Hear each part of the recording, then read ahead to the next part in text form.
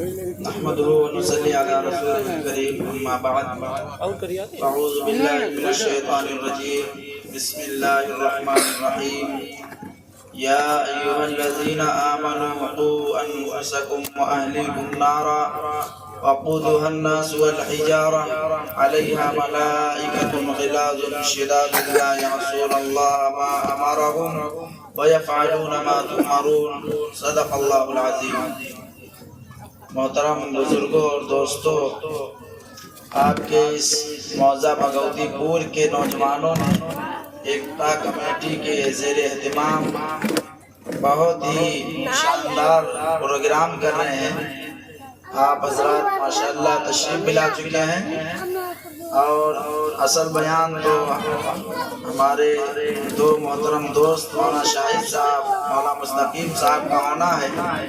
لیکن مولانا شاہد صاحب نے مجھ سے کہا کہ 10 منٹ آپ کو بھی کچھ کہنا ہے، تو وعدہ خلافی جو ہے مولانا کو میں نے کل مہولی میں بلایا، وہ بیچارے بہار سے 500 کلومیٹر کا سفر کر کے چلے آئے، تو ہم لوگ 2 کلومیٹر کا سفر کر کے آنے میں کیا مسئلہ ہے، اس لیے جو ہے مولانا کی جو ہے حکم پر جو ہے یہاں پر حاضری ہوئی ہے۔ انشاءاللہ میں بہت مختصر، میں تو کہہ رہا تھا کہ ہم لوگ جو ہے جمعہ کا صرف جو ہے بیان کر لیتے ہیں، اور یہاں مجلس ارشاد المسلمین کی جو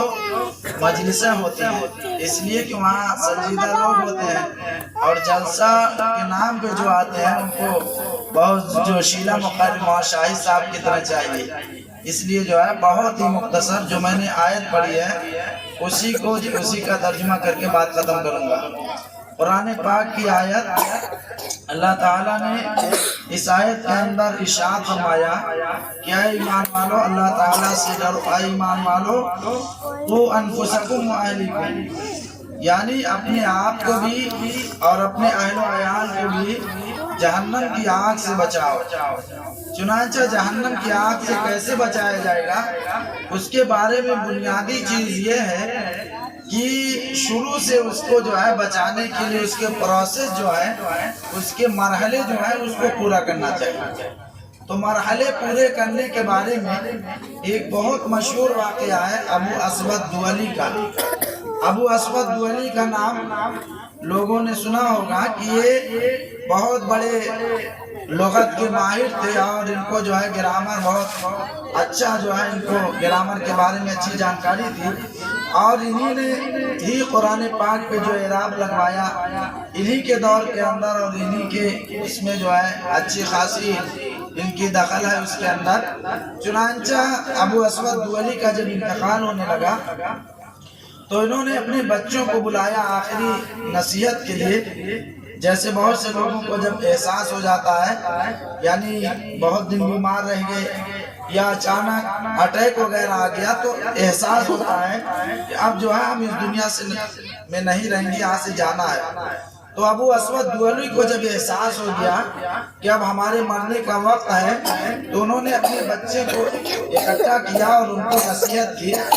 اور انہوں نے کہا کہ بیٹے، ہم نے تمہارے ساتھ تمہاری زندگی میں بھی بہت احسان کیا ہے، اور تمہارے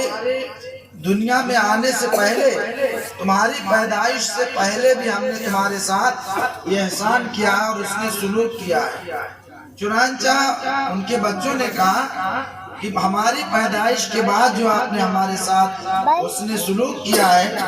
اس کے بارے میں تو ہم کو پتا ہے، اور ہم جانتے ہیں کہ آپ نے ہماری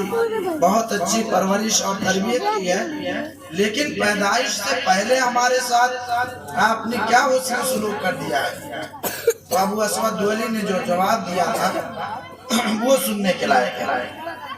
ابو اسود دؤلی نے کہا کہ تمہارے پیدا ہونے کے بعد جو ہم نے تمہاری خدمت کی اور تمہارے ساتھ اچھا برتاؤ کیا، سلوک کیا، وہ تو جگ ظاہر ہر آدمی جانتا ہے کہ والدین جو اپنے بچوں کی پرورش کرتے ہیں اور ان کی تربیت کرتے ہیں، اور یہ ان کا حق بھی ہے، بنیادی حقوق میں سے ہے کہ آپ اپنے بچے کی جب تک وہ نابالغ ہے، شریعت کے حساب سے 15 سال کا جب تک نہ ہو جائے، اور انڈیا کے قانون کے حساب سے جب تک 18 سال کا لڑکا نہ ہو جائے تب تک وہ نابالغ ہے۔ تو جب تک بالغ نہیں ہو رہا ہے اس وقت آپ کا حقوق ہے، بچے کا حقوق والدین پر ہے کہ اس کے ماں باپ اس کی جو ہے دیکھ ریکھ کریں، اس کے یعنی کھانے پینے صحت کے لیے اور علاج کا اور جتنی چیزیں ہیں ضروریات اس کے بارے میں ان کو کرنا چاہیے۔ چنانچہ ابو اسود دؤلی نے کہا کہ میں تمہارے پیدا ہونے سے پہلے بھی تمہارے ساتھ اچھا سلوک کیا ہوں۔ انہوں نے کہا ہمارے پیدا ہونے سے پہلے، تو ابو اسود دؤلی نے کہا کہ تمہاری پیدائش سے پہلے ہم نے جو تمہاری ماں کا انتخاب کیا تھا، بیوی کا انتخاب کیا تھا، وہ بہت اچھا تھا، نیک اور صالحہ۔ ہم نے جو ہے بیوی سے شادی کی اور اس کے ذریعے سے تم لوگ اس دنیا کے اندر آئے اور دنیا کی زندگی جو ہے اور دنیا کی بہاریں تم نے دیکھی۔ چنانچہ بہت ضروری اور اہم چیز ہے کہ آدمی نیک بیوی کا انتخاب کرے۔ نیک بیوی جب آئے گی گھر کے اندر تو گھر کا ماحول اچھا ہوگا اور مثالی ہوگا۔ آج جو ماحول چل رہا ہے، ارتداد، فتنہ ارتداد کی جو وبا پھیلی ہوئی ہے، یعنی عورتیں غیر مسلموں کے ساتھ جا رہی ہیں اور اپنے اسلام کو اور شریعت کو چھوڑ رہی ہیں، اس کے بارے میں سب سے بنیادی چیز یہ ہے کہ ہم اپنے گھر کے ماحول کو درست کریں۔ اور گھر کا ماحول کیسے درست ہوگا؟ جب ہم اپنے گھر کے اندر جو بہویں لائیں وہ نیک اور صالحہ ہوں، پڑھی لکھی ہو، دین کے بارے میں ان کو جانکاری ہو اور معلومات ہو۔ جب اس طریقے سے ہم کریں گے تو ہماری جو آنے والی نسل ہے، جو بچے ہیں، وہ انشاءاللہ بہت کامیاب ہوں گے اور بامراد ہوں گے۔ آج جو ہے لوگ دنیا کی گہما گہمی میں، جس کو اپنے دیہات میں کہتے ہیں جیسا دیس ویسا بھیش، اسی کے طریقے سے جو ہے ہم لوگ بھی چل رہے ہیں۔ لوگوں کو دیکھتے ہیں کہ آدمی بال کس طرح رکھا ہے، ہم بھی اسی طرح رکھنے لگے۔ اس کا لباس کپڑا کیسا ہے، ہم اپنی ماں بہنوں اور بچیوں کو بھی پہنانے لگے۔ تو جیسا دیش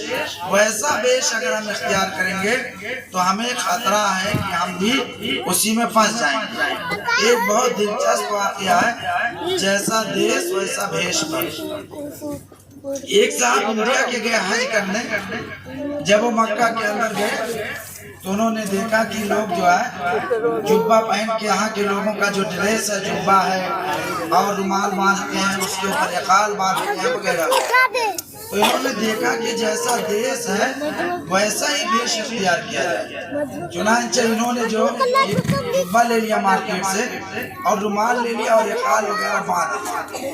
اب باندھ کے چلے گئے حرم کے اندر۔ جب حرم سے آپ واپس آ رہے تھے اپنے ہوٹل پر تو یہ راستہ بھول گئے اور انہوں نے لباس بنا لیا ایک دم سعودیان اور عربیان، اور یہ راستہ بھول گئے اور ان کو عربی تو کچھ آتی ہوتی نہیں۔ چنانچہ ایک ایسی جگہ پر پہنچے جہاں تراہا تھا، تراہا مطلب تین طرف راستہ پہنچتا تھا۔ تو وہاں پر دیکھا کہ ایک صاحب آ رہے ہیں لیکن وہ سعودیان ہیں، عربی ہیں، تو ان سے راستہ کیسے پوچھیں اور ہم کو تو عربی آتی نہیں ہے۔ تو انہوں نے کہا، بہت دماغ لگایا، سوچا، اس کے بعد جو کہا کہ ایسا ہے کہ کیا کیسے راستہ پوچھیں؟ تو اس کے ذہن میں ایک آیت آئی، قرآن پاک کی آیت، بہت مشہور آیت ہے جس میں سے ہم میں سے سب کو یاد ہے تقریباً، وہ سورہ فاتحہ کے اندر آئے۔ انہوں نے دیکھا کہ راستہ تین ہے اور راستہ کوئی بتانے والا انڈین نہیں ہے اور وہ سعودیہ نہیں ہے، تو انہوں نے اس سے کہا کہ اہدنا الصراط المستقیم، جس کا ترجمہ یہ ہے کہ ہمیں سیدھا راستہ چلا دیجیے، دعا ہے، لیکن وہ یہ سمجھ کر کہ مجھے سیدھا راستہ بتا دیجیے۔ چنانچہ وہ بھی سمجھ نہیں پایا کہ کیا ماجرا ہے، یہ کیا پوچھ رہا ہے، یہ تو جو ہے دعا مانگ رہا ہے۔ تو انہوں نے کہا کہ تین راستہ تھا۔ اس سعودی جو عربین تھا اس نے کہا، ایک طرف اشارہ کر کے صراط الذین انعمت علیہم، دوسرے راستے کی طرف کہا صراط الذین انعمت غیر المغضوب علیہم، اور تیسرے راستے کی طرف کہا ولا الضالین۔ اب جاؤ کھوجو راستہ جو ہے کہاں جانا ہے۔ تو جیسا دیش ویسا ویش اگر آپ بنائیں گے یا ہم بنائیں گے تو خطرے میں پڑنے کا اندیشہ ہے۔ اس لیے جو ہے جو شریعت نے ہمیں راستہ دیا ہے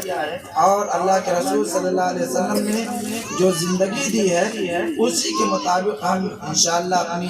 زندگی کو گزاریں گے تو انشاءاللہ دنیا میں بھی عافیت رہے گی اور آخرت بھی ہماری انشاءاللہ کامیاب اور کامران رہے گی۔ اور آخری بات کہہ کے بات ختم کریں گے کہ بہت خوشی کی بات ہے کہ آپ لوگوں نے جو ہے پروگرام یکتا کمیٹی کے نوجوانوں نے سجایا۔ آج کے دور میں اگر بہت جذبہ بیدار ہوتا ہے تو آدمی والی بال کرواتا ہے، اس سے زیادہ اگر اس کو جو ہے اور جذبہ بیدار ہوا اور پیسہ خرچ کرنے کو طبیعت چاہیے تو سوچتا ہے کہ ٹورنامنٹ کروا دیا، اور اس سے بھی زیادہ ہوئی تو کہیں کبڈی کروا دیا،